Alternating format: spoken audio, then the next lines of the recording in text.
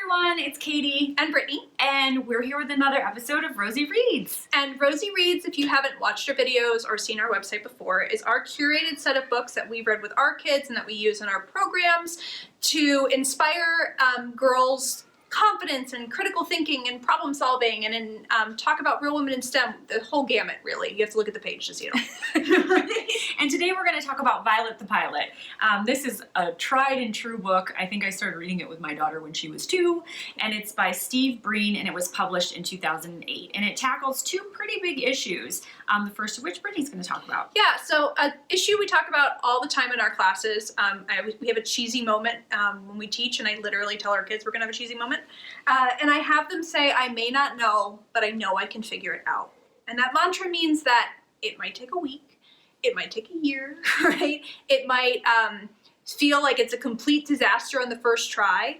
But if you have the confidence to know that you can break down a problem and keep going back until you find a solution, you can literally do almost anything.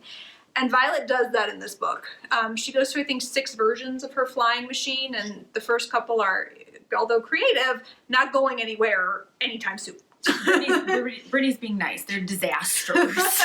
But that's really important. Yeah, and she doesn't give up, and she keeps trying. And it's so important, particularly with young girls who, when things don't always go right, they don't necessarily feel like they belong in that space. And what we're really working in our programs with our kids and through these books is to say that just because it isn't perfect at first, or even if it's never perfect, doesn't mean you don't belong in that space, and just keep trying.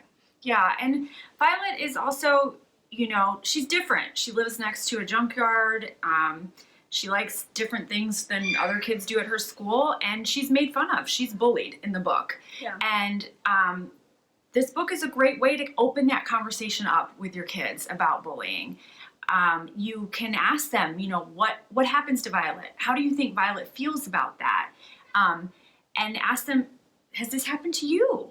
And if it hasn't happened to them, you can ask, has it happened to one of your classmates? How did you react to it? What did you do? And the really powerful thing for me in the book is Violet gets bullied, but Violet has no real issues about who she is.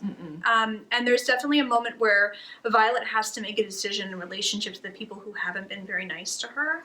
And so that's an interesting thing to take a look at, right? Of how has she been treated, and then how does she treat others? But what I love about it is that just because she's different and just because she's bullied does not mean that she doesn't like who she is, right? Because we all go through those moments. If you've ever been in middle school, you know what it's like to not know who you are and to feel lost. And even as a little kid, when your friends are doing something that you're not, but knowing that who you are is good and who you are is great, even if others aren't always on board with that, is a really powerful message. It is.